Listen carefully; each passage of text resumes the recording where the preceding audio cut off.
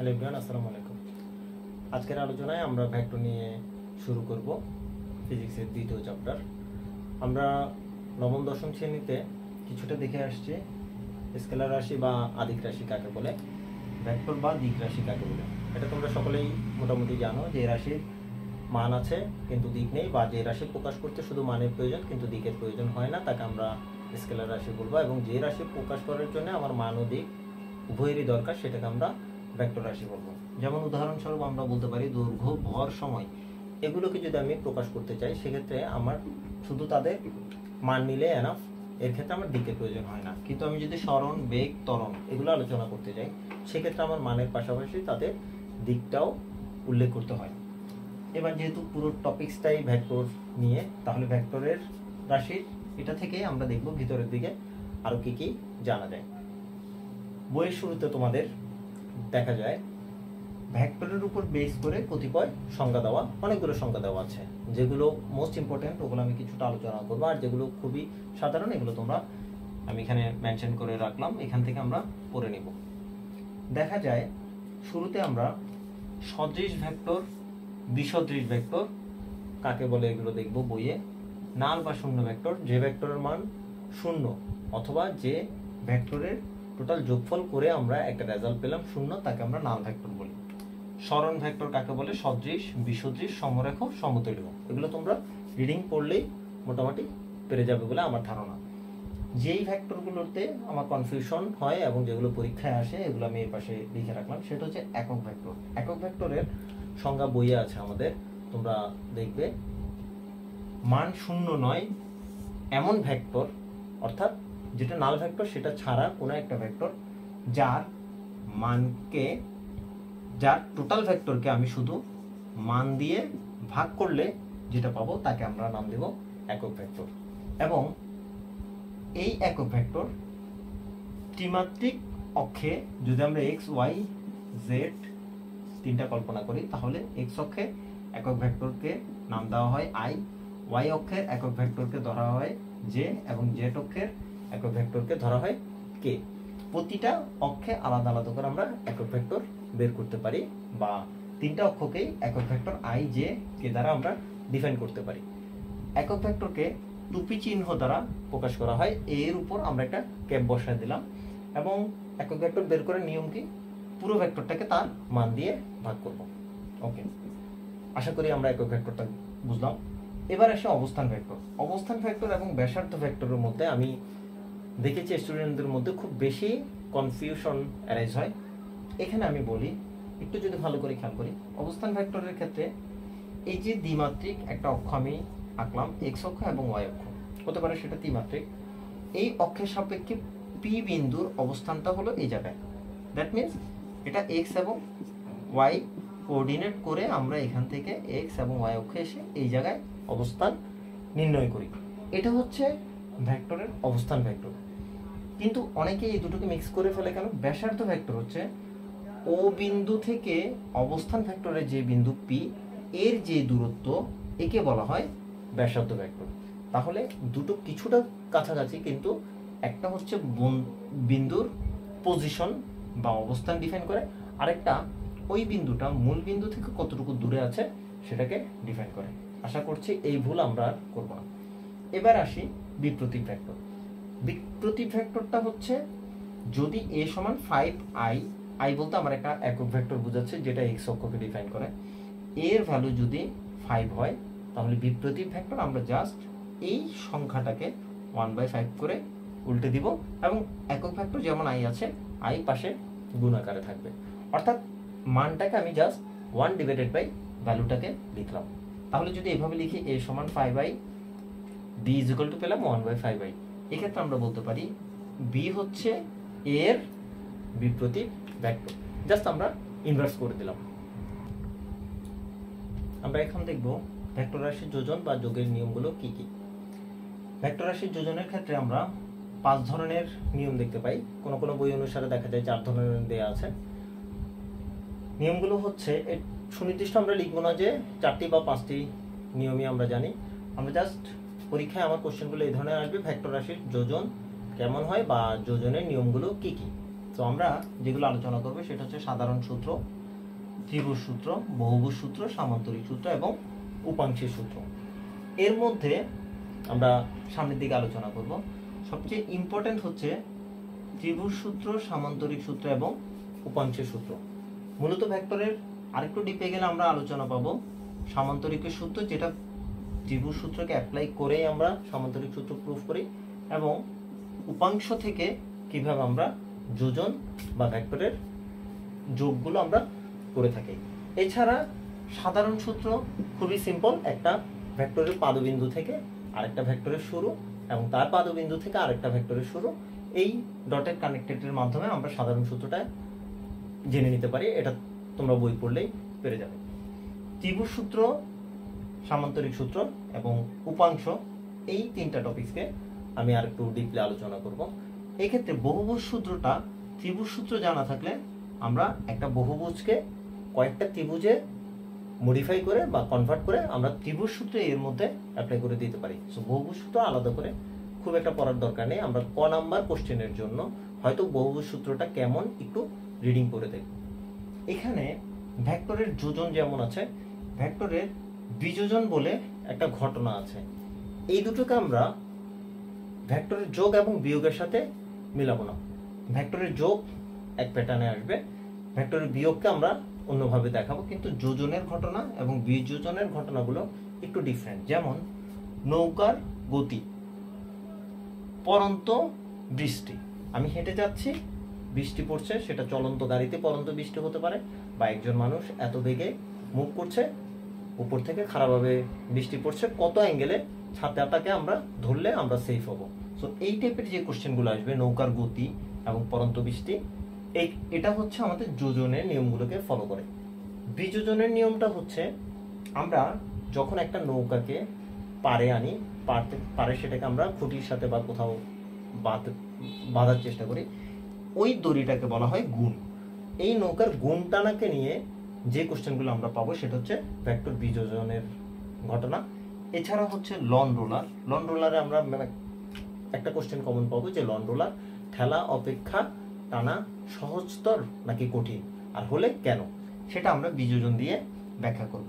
আরেকটা important question হচ্ছে পাখির উড্ডয়ন। পাখির যে উড়া, এই উড়াটাকে আমরা সে বাতাসের সাথে ভেক্টরকে কিভাবে রিলেট করছে, এই ঘটনাটাকে ভেক্টর বিযোজনে ব্যাখ্যা করব। এবার আসি আমরা ভেক্টর যোগের সূত্রটা আমরা কিভাবে পড়ে এসেছি 9, 10-এ। ম্যাক্সিমাম সময় দেখা যায় ছাত্রছাত্রীকে জিজ্ঞেস করলে যে ভেক্টর যোগের সূত্রটা কেমন, তারা এই শেষের লাইনটা আমাকে সবার আগে ডেলিভারি দিয়ে থাকে। যেমন তারা বলে থাকে, আমি যদি শেষের লাইনের জন্য চিত্রটা ড্র করি, তাহলে হচ্ছে এ বি সি, আমরা এখন উপরের দিকে না দেখি, A B plus B C is equal to A C, A থেকে সি এর দিকে। অর্থাৎ আমরা এটাও পড়ে এসেছি 9, 10-এ, কিন্তু আমাদের ভেক্টর সূত্রটা কিভাবে ছিল? আমাদের ভেক্টর সূত্রটা বইয়ে ছিল, যদি কোনো ভেক্টরকে ত্রিভুজের 3টি বাহু দ্বারা একই ক্রমে সূচিত করা হয়। একই ক্রমে বলতে আমি একই দিকে তাদেরকে ঘুরছে বলে ধরে নিলাম। যদি এই ধরনের ঘটনাটা ঘটে, সেক্ষেত্রে তিনটা বাহুর বীজগাণিতিক সমষ্টি ইজ ইকুয়াল টু 0 হবে। এটা ছিল আমাদের ভেক্টর ত্রিভুজের সূত্র লিখতে বলে এটা না লিখে দেখা যায় লাস্টের লাইনটা লিখে দিচ্ছে। কারণ কি, কনফিউশনটা কোথায়? আমরা এখান থেকে এবার দেখি কিভাবে আগাচ্ছি। সি এইটাকে আমরা ডান পাশে নিয়ে নিলাম, মাইনাস সি এ। আমরা জানি সি এ এ সি একই কথা হলো, যেহেতু আমরা এখন ভেক্টর পড়ছি, যেহেতু তার ডিরেকশনটা ডিফারেন্ট, সো আমরা এখানে একটা মাইনাস দিলাম। এই দুটো মাইনাস মিলে প্লাস হয়ে গেল, এবং এক্ষেত্রে আমার সি এ ডিরেকশনটা এসি হয়ে গেল। সো এটা আমরা বলি কি, যে যেই দুটো রাশি একই দিকে তাদের বীজগাণিতিক যোগফল ইজ ইকুয়াল টু যেই রাশি বিপরীত দিকে ওই রাশি সমান। সো এটাকে আমরা ভেক্টরের যোজন সূত্র হিসেবে পড়ি বা ত্রিভুজের সূত্র হিসেবে পড়ি। এটাও রাইট, কিন্তু যখন আমাদেরকে পরীক্ষার হলে লিখতে দিবে, আমরা এখান থেকে লিখে তারপর এটাকে ডিরাইভ করে আসবো, যে আমরা প্রতিপাদন দেখাবো যে এটা। অর্থাৎ ভেক্টর যোগের সূত্রটা হচ্ছে ত্রিভুজের 3 বাহুর তে যদি আমি এবি বিসি সিএ একই ক্রমে সূচিত করতে পারি, সেক্ষেত্রে তাদের বীজগাণিতিক সমষ্টি ইজ ইকুয়াল টু 0। এবার আমরা দেখব ভেক্টর যোগের সামান্তরিক সূত্রটা কি ধরনের হয়ে থাকে। আমি এখানে চিত্রে এঁকে রেখেছি, যদি আমাদের ভেক্টরের পজিশনটা এমন থাকে দুটো ভেক্টর পি এবং কিউ বরাবর ক্রিয়াশীল এবং পি ও কিউ এর মধ্যবর্তী কোণ হচ্ছে আলফা, অর্থাৎ দুটো ভেক্টরের মধ্যবর্তী কোণ যদি আলফা হয়, সেক্ষেত্রে লব্ধি পি ও কিউ এর মধ্যবর্তী কোন একটা কোণ বরাবর কাজ করবে। ধরে নিলাম সেটা পি ভেক্টরের সাথে থিটা কোণে লব্ধি এগিয়ে যাচ্ছে। যেহেতু এখানে দুটো ভেক্টরের জন্য আমি একটা রেজাল্টেন্ট বা লব্ধি ভেক্টর পেলাম, সেই ক্ষেত্রে এখানে আমি দুটো অ্যারো চিহ্ন দিলাম। যদি এখানে তিনটা ভেক্টরের জন্য পেতাম, সেক্ষেত্রে আমি এখানে তিনটা অ্যারো চিহ্ন দিতাম। সো যদি একটু ইজিলি বুঝি, এটাকে যদি আমি ডটেড দিয়ে রাখলাম, এটাকে যদি আমরা একটা সামান্তরিকের দুটো সন্নিহিত বাহুর সাথে তুলনা করতে পারি, তাহলে আমরা দেখি যে লব্ধি সামান্তরিকের কর্ণ বরাবর ক্রিয়াশীল। এবং বই থেকে আমরা দেখে নেব একটু, এই সামান্তরিকের এটাকে যদি আমরা একটা সামান্তরিকের প্রমাণের সাথে তুলনা করি, সেই ক্ষেত্রে আমরা জ্যামিতিকভাবে প্রমাণ করতে পারি। আর বলতে আমরা লব্ধি বুঝি, লব্ধির মান হচ্ছে R square is equal to P square Q square plus 2p3 cos alpha. আমি এখানে মার্ক করলাম, এটা হচ্ছে আলফা, থিটা না। আমরা ভালো করে বুঝি থিটা এবং আলফার মধ্যে ডিফারেন্সটা কোথায়। যখন দুটো ভেক্টরের কোণের মধ্যে কনসিডার করি তখন সেটা হচ্ছে আলফা, আর যখন লব্ধির সাথে যে কোনো একটা ভেক্টর, এই চিত্র অনুসারে পি কে আমরা ধরে নিলাম, সেক্ষেত্রে এটাকে আমরা দিলাম থিটা। লব্ধির মান নির্ণয় করার এটা হচ্ছে সূত্র, এবং এটা প্রতিপাদন বইয়ে দেওয়া আছে, এটা আমরা একটু দেখে নেব। লব্ধির দিক মান যেমন নির্ণয় করলাম, দিকটাও এই চিত্র থেকে আমরা পাই tan theta is equal to Q sine alpha divided by P plus Q cos alpha. এটা হচ্ছে থিটা, এটা আমরা মাথায় রাখবো, আর এগুলো হচ্ছে আলফা, এটা যেন আমরা মিলিয়ে না ফেলি। এবং এই চিত্র অনুসারে হচ্ছে, যেহেতু আমরা এভাবে মাথায় রাখতে পারি tan theta is equal to P এর সাথে, যেহেতু আমার থিটা কোণটা অ্যাটাচড, পি কে আমি আলাদা করে রাখলাম, কিউ কে উপরে এবং নিচে রাখলাম, উপরে থাকলো সাইন আলফা, নিচে থাকলো কস আলফা। বুঝার সুবিধার্থে আমি বললাম, এটা আমাদের প্রতিপাদন থেকেই আসলো। সো এই দুটো সূত্র খুবই ইম্পর্টেন্ট আমাদের সামনের দিকে ম্যাথগুলো করার জন্য। সো এটা হচ্ছে লব্ধি নির্ণয়ের বা ভেক্টর যোগের সামান্তরিক সূত্র। সূত্রটাকে একটু সাম আপ করলে আমি বলতে পারি, যদি দুটো ভেক্টর একটি সামান্তরিকের দুই সন্নিহিত বাহু বরাবর ক্রিয়াশীল থাকে, তাহলে তাদের লব্ধি তাদের কর্ণ বরাবর কাজ করবে, এবং যার মান ও দিক হলো এই সূত্র অনুসারে প্রতিপাদন করা যায়। লব্ধি থেকে আমরা আরো দুটো জিনিস পাই, সেটা হচ্ছে কখন আমরা লব্ধি ম্যাক্সিমাম পাবো এবং কখন মিনিমাম পাবো। যদি পি এবং কিউ একই অক্ষ বরাবর ক্রিয়াশীল থাকে, যখন তাদের মধ্যবর্তী কোণ যেটা আমাদের আলফা ছিল সেটা is equal to alpha is equal to 0 হয়, সেক্ষেত্রে আমরা এই সমীকরণে বসিয়ে পাই R square is equal to P square Q square 2p3 cos alpha. cos আলফার ভ্যালু আমরা জানি 1। সো এই সূত্রটা তখন a প্লাস বি হোল স্কয়ারের সূত্র, উভয় পক্ষকে বর্গ করলে আমরা ম্যাক্সিমাম লব্ধির মান পাচ্ছি পি প্লাস কিউ, যা দুটো ভেক্টরের সাধারণ যোগফলের মতো। সেম যদি পি ভেক্টর এদিকে কাজ করে এবং এই বিন্দু থেকে 180 ডিগ্রিতে আমার কিউ ভেক্টর ঠিক তার বিপরীত দিকে কাজ করে, যেখানে আলফা ইজ ইকুয়াল টু 180, সেই ক্ষেত্রে আমরা এখানে আলফার ভ্যালুটা পাবো -1, যেটা আমার পি মাইনাস কিউ বা এ মাইনাস বি হোল স্কয়ারের সূত্রকে ফলো করে। এখানে যেহেতু আমি মাইনাস চিহ্নটাকে এভাবে দিলাম, কারণ পি বড় হতে পারে বা কিউ বড় হতে পারে, সেটা আমরা সূত্র বা ভ্যালু অনুসারে বসাবো। পি মাইনাস কিউ অথবা কিউ মাইনাস পি হবে।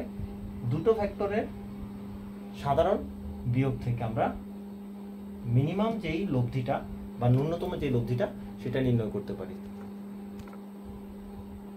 এবার আসি আমরা উপাংশের সূত্র। কিছুক্ষণ আগে আমরা জেনেছি যদি দুটো ভেক্টর থাকে পি এবং কিউ, সেক্ষেত্রে আমরা লব্ধি বের করি। এখন হচ্ছে উপাংশ জিনিসটা হচ্ছে ঠিক এর উল্টো। যদি আমার কোনো একটা লব্ধি দেওয়া থাকে, সেটা থেকে আমি দুটো ভেক্টরকে বের করব, যেটার নাম হচ্ছে উপাংশ। প্রথম চিত্র অনুসারে আমরা এখানে দেখতে পাই লব্ধি দেওয়া আছে আর। এবার উল্টো দিক থেকে আমরা আসছি, লব্ধি দেওয়া, আমরা লব্ধিকে দুটো ভাগে ভাগ করলাম, এক্স অক্ষ এবং ওয়াই অক্ষে তাকে দেখালাম, যেখানে পি এবং কিউ 90 ডিগ্রি বা সমকোণে অবস্থিত। এই ক্ষেত্রে যদি আমরা ত্রিকোণমিতির সূত্র অ্যাপ্লাই করে থাকি, সূত্রটা একটু আমি বলি। পি ডিভাইডেড বাই ত্রিভুজের সমকোণী ত্রিভুজ থেকে আমরা এখান থেকে যদি অ্যাপ্লাই করে থাকি, P divided by cos alpha Q divided by sine alpha is equal to R divided by sine 90 degree. যখন আমি আর ধরবো, এটা আমরা হয়তো যখন ম্যাথ করবো, হায়ার ম্যাথ, তখন আরেকটু ডিটেলস জানবো। আর ধরলে আমার কোণ হবে পি ও কিউর মধ্যবর্তী কোণটা সাইন 90 ডিগ্রি, যার ভ্যালু 1। এখান থেকে আমরা পাচ্ছি আর। প্রথমটা অনুসারে যদি আমরা দেখি, তাহলে আমরা পাবো P is equal to R cos alpha. দ্বিতীয়টা অনুসারে যদি আমরা নিই, তাহলে পাচ্ছি Q is equal to R sine alpha. এখানে পুরোটা যদি আমার 90 হয়, তাহলে এটা হচ্ছে 90 মাইনাস আলফা, যেটাকে আমি সাইন আলফা দিল 90 minus theta is equal to cos থিটাতে চলে আসছে। সো যদি একটু ইজিলি আমি সাম আপ করি, তাহলে সেক্ষেত্রে আমরা বলতে পারি, যদি লব্ধিকে সমকোণে বিভাজিত করতে পারি আমি, যেখানে পি ও কিউর মধ্যবর্তী কোণ 90 ডিগ্রি, সেক্ষেত্রে আমরা লিখতে পারি লব্ধি যার সাথে অ্যাটাচ করা অথবা যার সাথে লাগানো সেই কোণটা যদি আলফা হয়, তাহলে P is equal to R cos alpha. লব্ধি যার সাথে লাগানো নেই, সেটাকে বলতে পারি Q is equal to R sine alpha. এটা কখন? এটা হচ্ছে যখন পি পারপেন্ডিকুলার কিউ একটার উপর সমকোণ অবস্থিত। কিন্তু যদি পি এবং কিউ এমন ভাবে থাকে যেটা সমকোণ না, সেখানে লব্ধির সাথে একটা কোণ হলো আলফা আর একটা হলো বিটা, এখানে 90 ডিগ্রির কোনো হিসাব নেই। সেক্ষেত্রে আমরা উপাংশের সূত্রটা এইভাবে বসাবো। নিচে যদি আমরা লব ও হরের মধ্যে দেখি, হর same sine alpha plus beta, sine alpha plus beta. যখন আমি পি কে হিসাব করব, তখন উপরে বসাবো লব্ধির আর সাইন, অ্যাঙ্গেল নিব বিটা। আবার যখন কিউ কে ক্যালকুলেশন করব, তখন আর সাইন, অ্যাঙ্গেল নিব আলফা। আজকের ক্লাস আপাতত এতটুকু। সামনের ক্লাসে আমরা ভেক্টরের ডট গুণন, ক্রস গুণন, ব্যাসার্ধ ভেক্টর কিভাবে বের করে, দেন ক্যালকুলাসের কিছুটা পার্ট, ডাইভারজেন্স, কার্ল এবং ভেক্টরের যোজন সূত্র, বিনিময় সূত্র, বন্টন সূত্র, এ ধরনের কিছু টপিকস নিয়ে আলোচনা করব। দেন আমরা চলে যাব ম্যাথমেটিক্সে। সো আশা করছি আজকে যেটুকু ক্লাস আছে এটুকু আমরা মনোযোগ দিয়ে দেখব এবং এটুকুই বাসায় বই থেকে মিলিয়ে পড়ে নিব। ধন্যবাদ সবাইকে, সুস্থ থাকবেন, হ্যাপি লার্নিং, আসসালামু আলাইকুম।